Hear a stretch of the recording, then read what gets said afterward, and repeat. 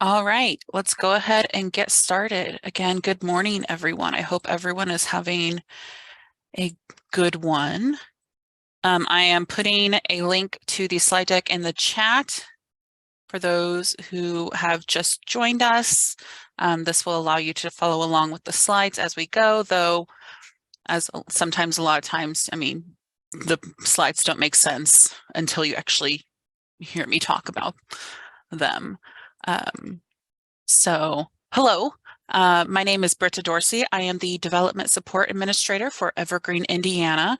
I do a lot of the training, and I am assisting with updating all of our documentation to make sure it matches the version of Evergreen we're using, and things like that. My contact information is here. You can contact me anytime, and I will try to get back to you as soon as I am able. So today, today's focus is like cleanup records, and I've also added information about like sharing reports and maybe like other general maintenance things. These will not only help you clean up locally, but also consortially.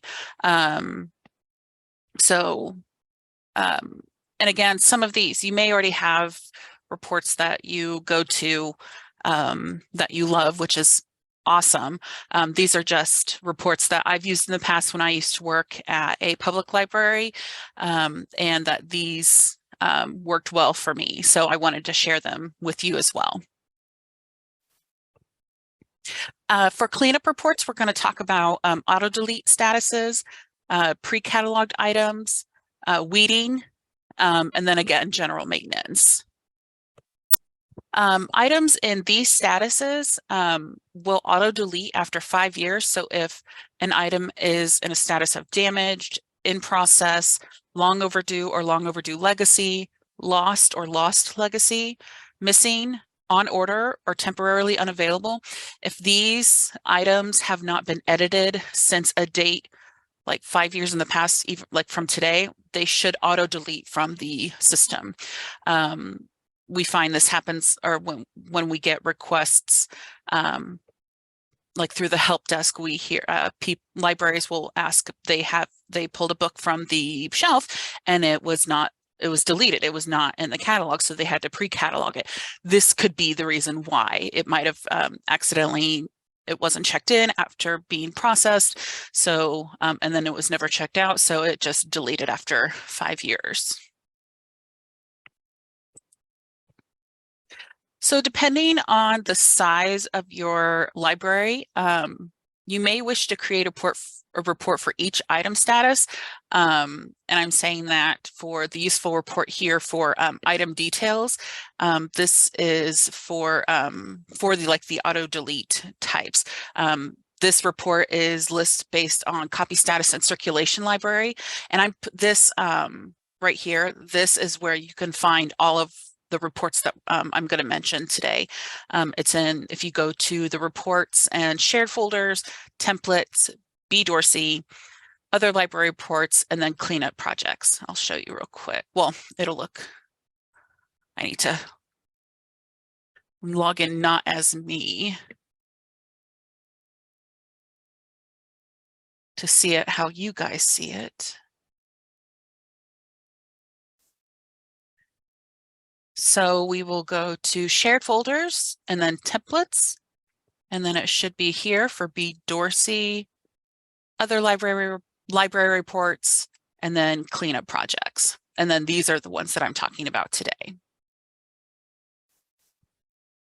So this report is useful if you're just looking at, of course, based on copy status, because that's what you're looking for when you're dealing with auto delete material, is you're looking for that specific status. And depending on the size of your library, you may wish to create a report for each item status. Separating the report, whether it's by copy status or shelving location, will decrease the time it takes for the report to run.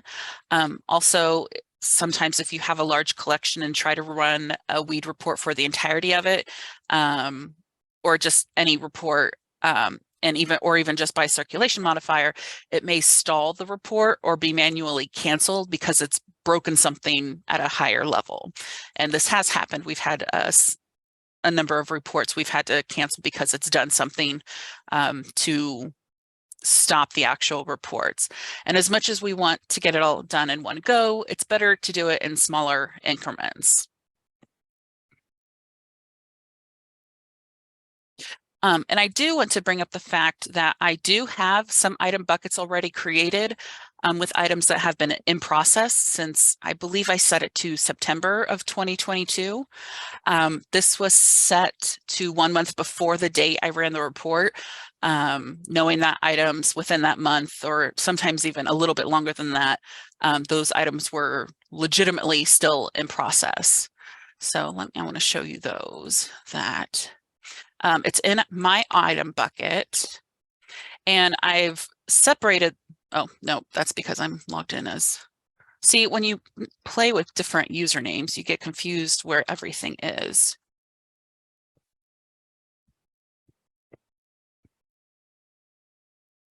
Okay, so item buckets. I've separated the libraries in alphabetical order. So here we have like those items in process for libraries from Adams to Dunkirk and so forth. And there has been movement. So those libraries that have been working on it, that's awesome. If your library hasn't been working on it, I totally understand. There's other important things to deal with. If your library you might want to check these lists. If your library has items that have been in process for a long time, you may wish to check them. I have not been adding newer items in process. These are just what I found at that specific time, and I will leave any other reports created or future like in process checks to individual libraries to check themselves. I just wanted to kind of start the process, get it on your radar, and give you the tools to be able to do this. Because not only will the items in process delete after 5 years if they're stuck in the in process. Also, if a patron places, say there's only one item on a record and that item is in process and a patron places a hold, that hold is going to be kind of stuck because you can place a successful hold on a record with items that are in process, but it'll never be filled. So it'll be kind of like end up possibly being a hopeless hold.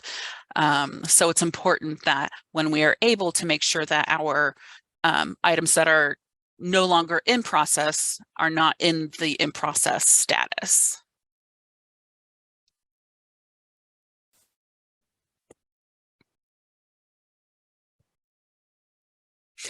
So pre-cataloged material, these are items that are like quote unquote cataloged upon checkout.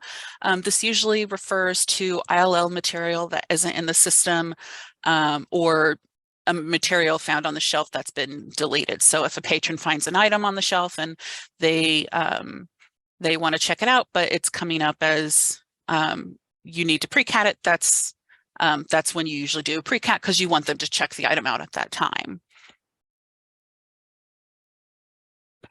These reports I use, or I used to use, there's list pre-cat items that are currently circulating. So you can keep track of items that are circulating, that are currently checked out to a patron. And then also I have a report for list pre-cat items no longer circulating. So those are the items that have been returned and are in a status of cataloging. I used to have them run monthly automatically, so I could just keep on top of these items and delete the ones that were no longer circulating when I was able. And again, all of these reports are in the that shared folders templates location.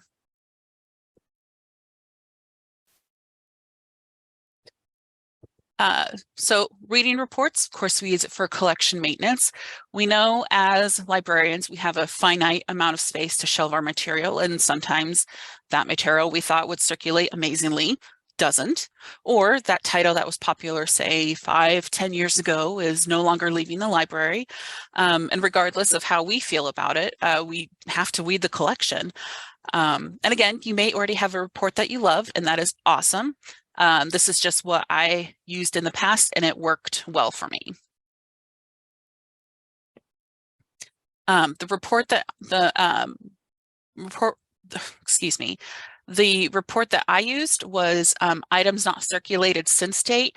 You can filter by shelving location, item status, and then the item last circ date. Or if the item never circulated, it would show the create date. I think the most important filters to use when you are using reading reports are being able to sort by shelving location and the last circulation date. And again, this would be a good idea to time to separate the reports by shelving location, especially if you are part of a large library. And actually, I wanted to show you, I already how these reports. And again, you would, if you wanted to use these, you would access them from the shared folders down here. But since I am logged in as me, I will access them here. So, so let's say items not circulated since date. So we will select that report. We want to find out what items haven't circulated since, say, February of 2018. So we'll select the report and create, and then we'll enter our title.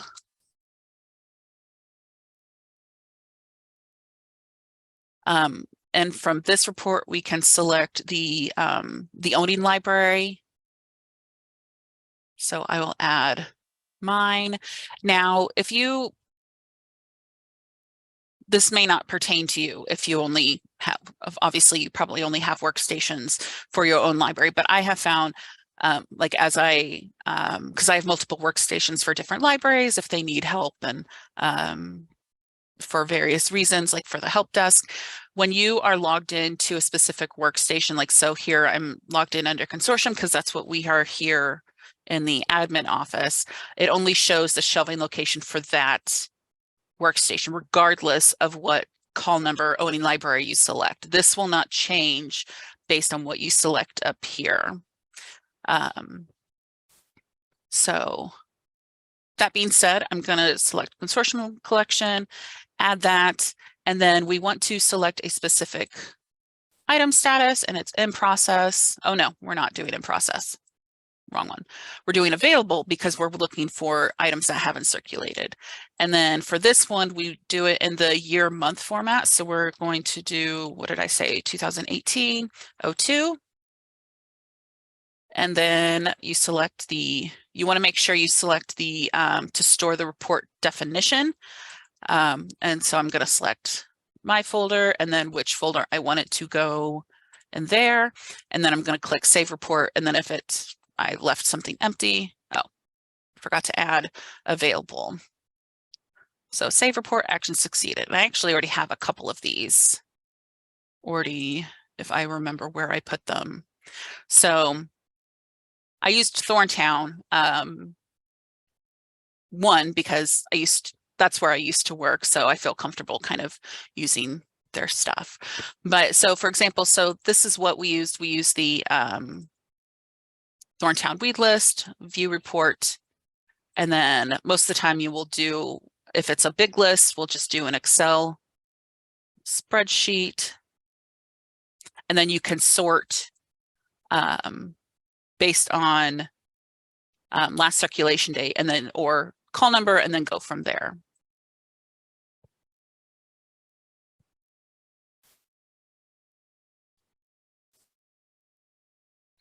Couple other reports that might be useful. They can be good to use for general maintenance, whether you need to add item prices or something isn't circulating properly. And these are actually both good for circulation and cataloging staff, as there will need to be modification of the items themselves. So if you don't have, or if you have an overdue item or something that has been marked lost and the pricing on that that notice form just doesn't look right, or you can run, or it looks less than what it should be, you could run a list of items with 0 price, and that will show you everything in your collection that does not have a price set or has a price of 0. So that's really useful when you need to work on that. If you find that if you check out an item and it seems like it's not the due date isn't correct based on the, like say the call number, you could have a circulation modifier that's incorrect connected to the item. So running a report to show either to show items with a missing circulation modifier would be helpful for that. So let's see. So again, like most of them, list items with 0, we can create it, and then we'll fill this out. Basically, all you need to do is just put in the circulating library, and then it will find all of the items with a 0 price.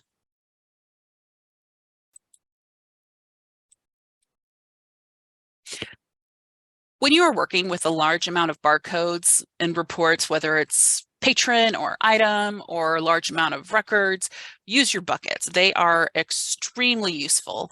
You're able to use item status to upload batches of barcodes, and user buckets can upload a batch of user barcodes for quicker access. It's so helpful to keep track of projects that you're working on and just like batch status. So for example, let's go to item status. Say I'm working with, actually, let's go to one of those reports I ran. So I'm going to output, I put them in this. Let's do Thorntown loss material. So I'm going to view, and then we're going to download an Excel because I want to see the barcodes. So when you upload batches of barcodes, whether it's user or item, you need to, the only way you can upload those barcodes is if you do it in a text format, a text file, or a CSV file. And if you were to use the CSV, you would need to make sure you delete all of the other columns where you only have the barcode showing.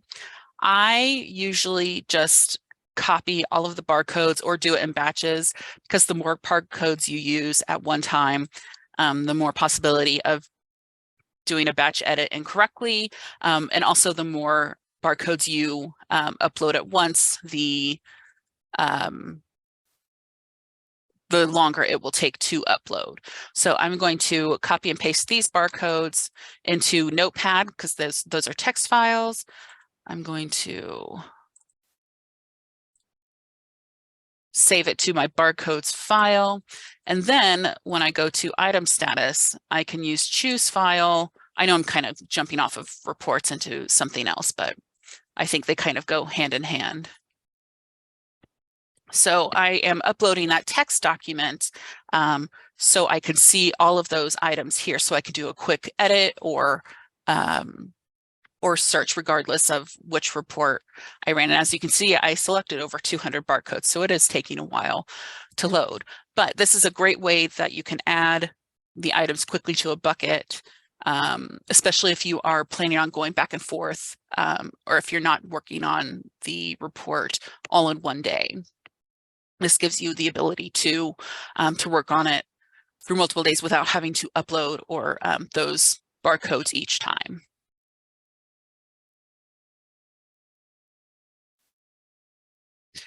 Another thing I wanted to cover is sharing reports. These reports are actually shareable across your own library system or even specific branch. This is useful when accounts change, people leave your library, but they have reports on their account that you like to use. Or also, as you know, this year we've been moving away from shared local admin accounts, and a lot of times those accounts have reports that your library uses. So we can actually make those reports shareable, and so you can access them from your own account. And this can be done, sharing reports can be done upon folder creation or at a later time.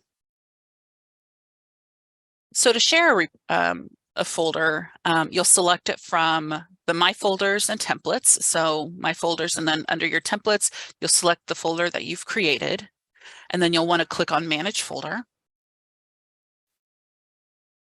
And then from here, you can change the folder name, you can delete the folder, you can create new subfolders. If your folder is already shared, share this folder will be grayed out, and then the hide unshare this folder will be available to click. And it's the same the other way around. So for this example, the rig templates folder hasn't been shared, so the share this folder button is available. So you would select that and then click go. And then after that, this is where it will ask where you want to share your folder with, or who you want to. While you can share it with the consortium, which is the Evergreen Indiana level, we recommend only sharing it at your branch or system level. System level will be the middle option. And then, of course, your branches will be below that. So you'll select your consortium, and then you'll select that, and then you'll click Share this folder.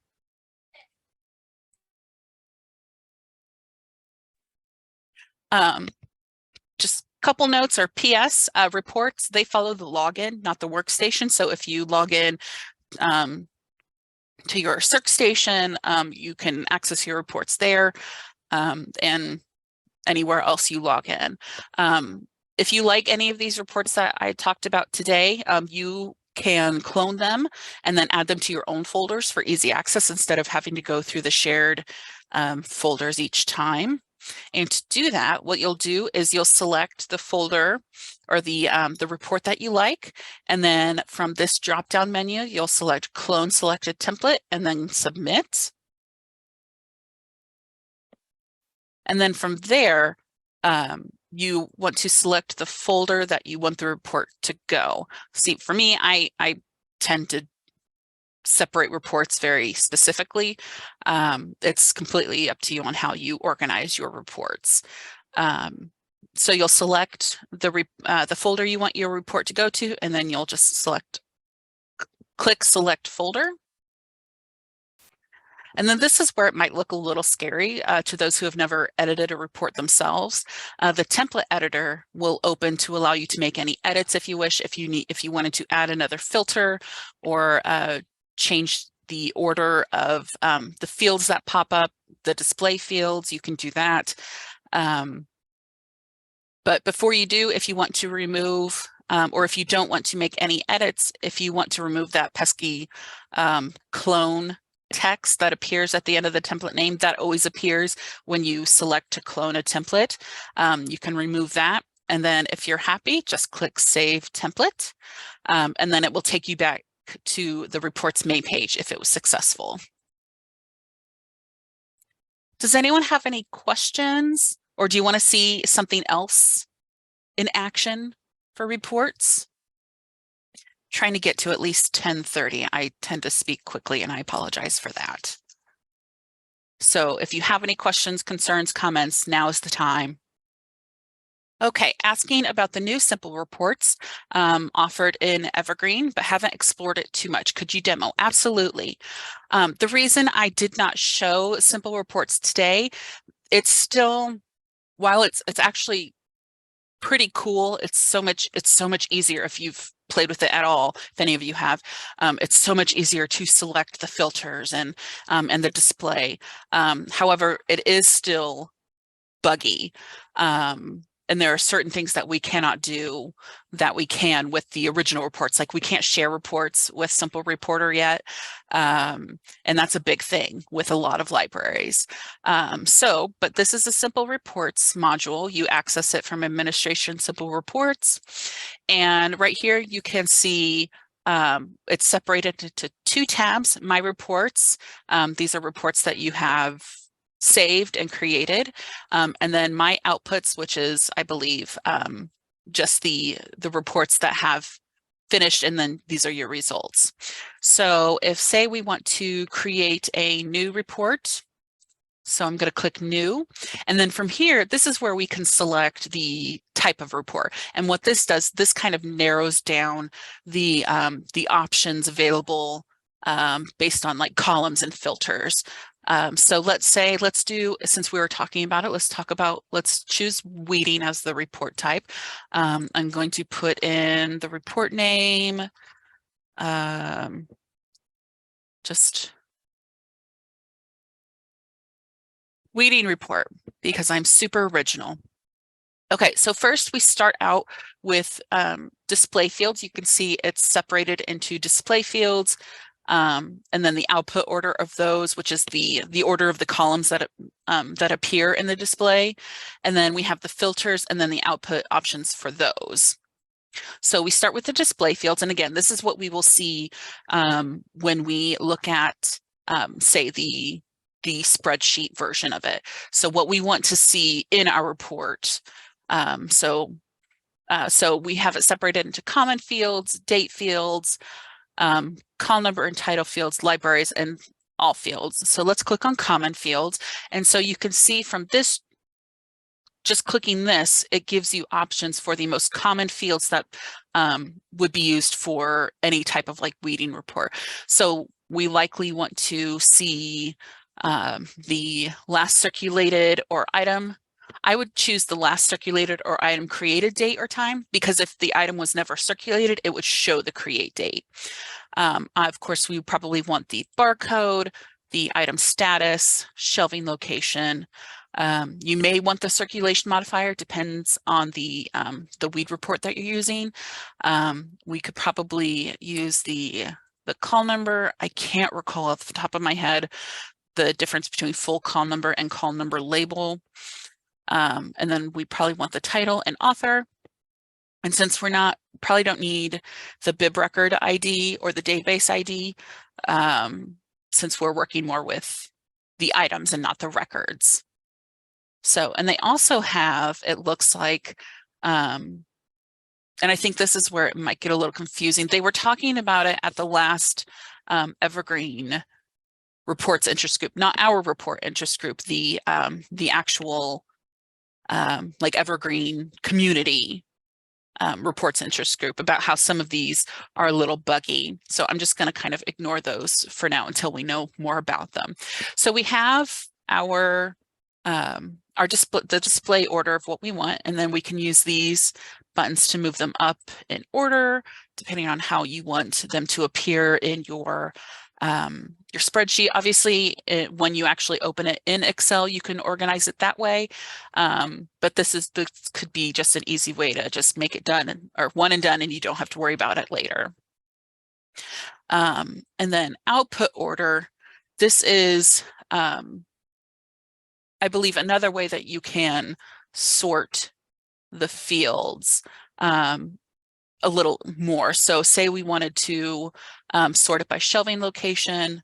I believe if we put this to the top, I think that's how it will sort first. And then you can select whether it's ascending or descending. And then maybe by however else you want to sort those columns. Filters, this is what, so like if you, when you look at, if you're creating a report, this is basically what you see. Let's just open one real quick. Here. So these are the, I'm using my finger to point at the screen. You can't see me actually. Anywho, so these are the filters that we are selecting at this point. So in the new simple report, filters, and then they have suggested filters, common fields, and then it breaks it down to others like libraries and call number and title fields. So I'm going to go to suggested filters. We want to probably set probably owning library, and then we want to select our filter value, and then this is where we will select, I'm going to pick on Thorntown because I can. And so operator equals Thorntown. And then the next one, we probably want to choose last circulated or item created date. And then this is where we would want to probably change the operator to before. And then because then the last circulated or item created date before, and then let's say 2018-01-01. So it should filter items that were last circulated or created before January 1st of 2018. And then we probably want to select item status. If we are narrowing it down to there, of course, we want to choose available. It's not selecting available. That's, oh, there we go. Okay. I'm trying to think if there's anything else. We can select item deleted and set that to false because we want to make sure we're only filtering out the items that have already been deleted. So we would select item deleted, and then we want the operator to equal, and then have that filter value as false because we don't want to show true items deleted. I think that's all we could. If we want to narrow it down more, we can select shelving location, and then obviously your filter value will have a lot more options. We only have one shelving location here for the consortium collection, so I'm going to just select that, even though I've selected Thorntown, so I'm going to need to change that. And then we have that equals. So I'm kind of happy with how that looks. And I think with output options, this is where we would similar to here. When we want to select whether it's a recurring report, recurrence interval, and things like that. I'm just going to do Excel. CSV, I believe, is when you can use pivot tables. I don't believe pivot tables are usable right now in simple reports. Also, to be honest, I've never used pivot tables. I don't know how they work. If you want more information about that, that is definitely a Ruth question. You can select if you want the item or the report to be recurring. And so let's say every 1 month if you were, if this was, say you were setting up a report for pre-cats, but I'm not going to set this as a recurring report. I'm going to run the report now. Right now, I do know that the email address is not, what's the word, sticky.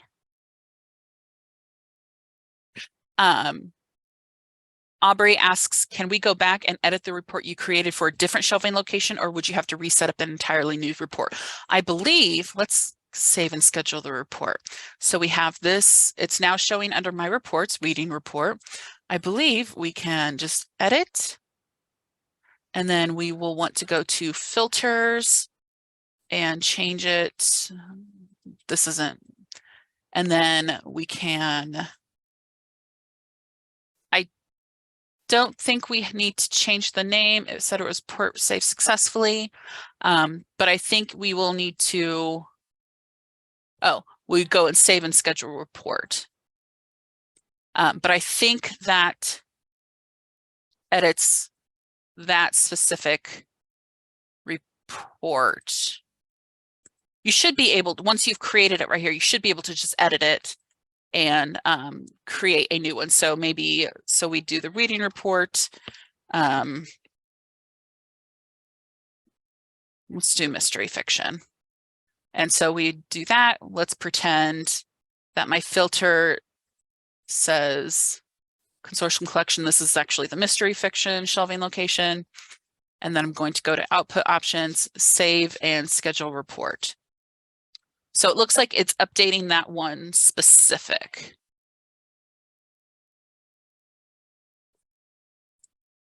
So to answer your question, Aubrey, I'm not sure. You can edit the report once you've created it.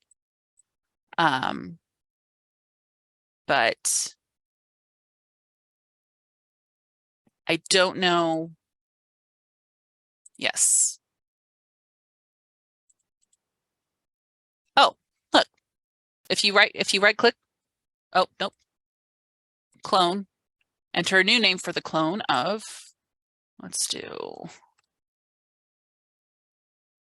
confirm. And change, so we have science fiction. This would be, you know what, I'm just gonna, oh, because it's hard to,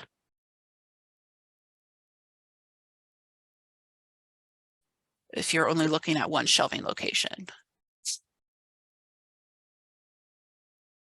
Okay, so we are editing science fiction. And so we're going to change to adult science fiction fantasy